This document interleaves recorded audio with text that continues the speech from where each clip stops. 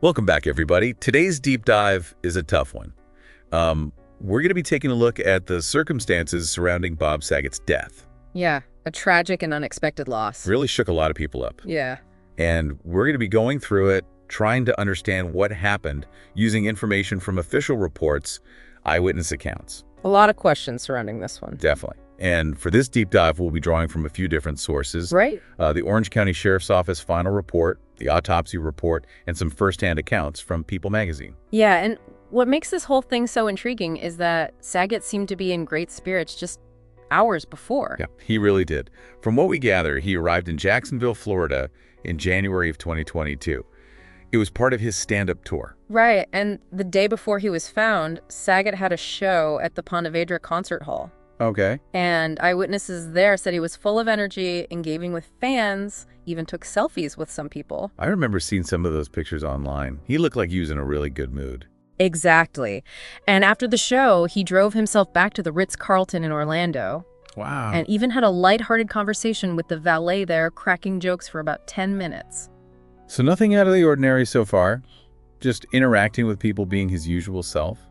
What happened next? Well, later that day, his family couldn't reach him and became concerned.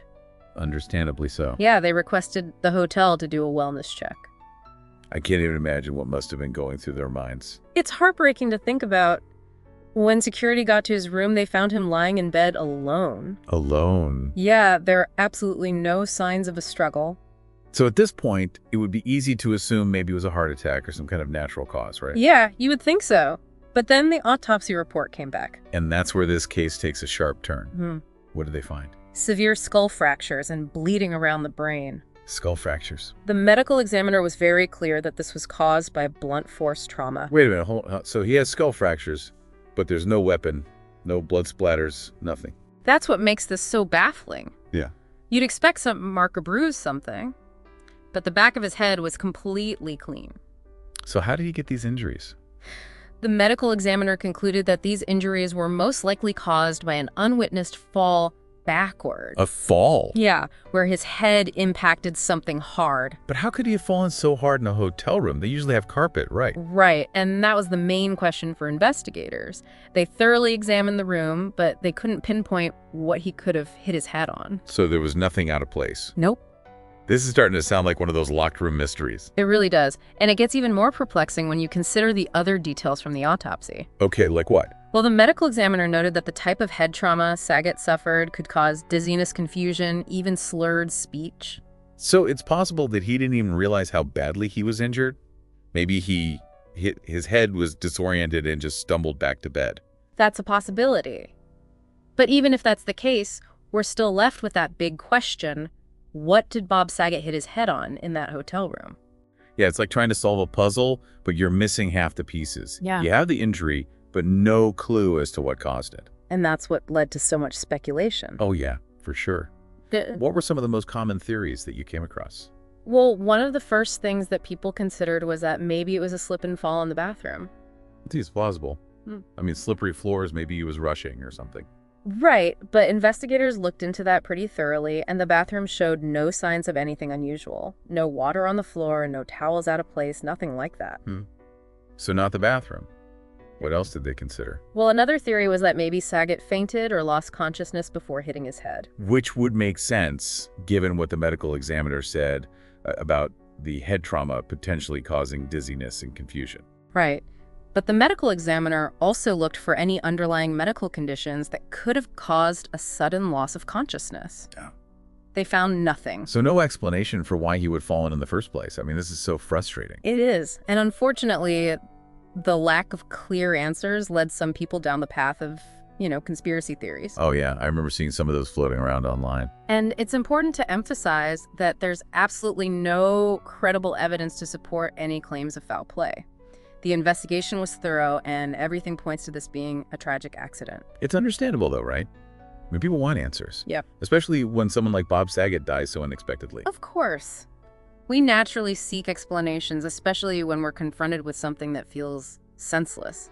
So if we just put all the speculation aside and just focus on what we actually know, what are we left with? We're left with the facts that Bob Saget sustained a fatal head injury from a backward fall in his hotel room. There were no signs of a struggle or anyone else present. And despite all the efforts of the investigation, the specific circumstances of that fall remain a mystery. A real-life unsolved case.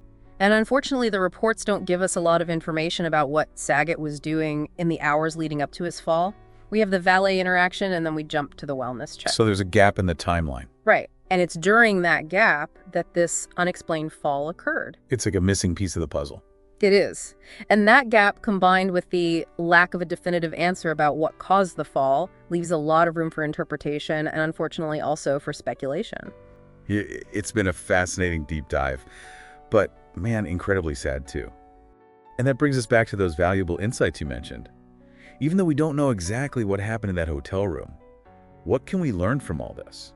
I think the biggest takeaway, and something that really stood out to me while I was going through all of this, is just how much we underestimate the dangers of falls. It's true.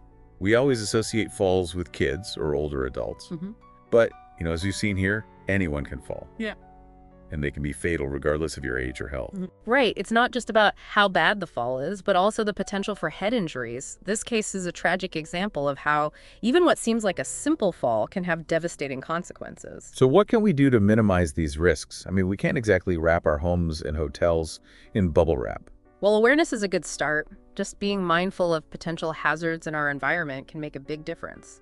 Things like loose rugs, wet floors, even poor lighting can increase the risk of falls. Yeah, I've definitely tripped over my own 2 feet in a dark room before. Happens to the best of us. But I feel like there's a bigger lesson here too, something beyond just physical safety. Yeah, I agree. For me, this whole deep dive was a reminder of how precious life is. You just never know what tomorrow will bring, so we really need to cherish every moment we have. Well said.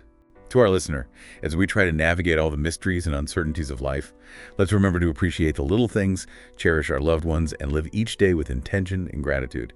Thanks for joining us on this deep dive.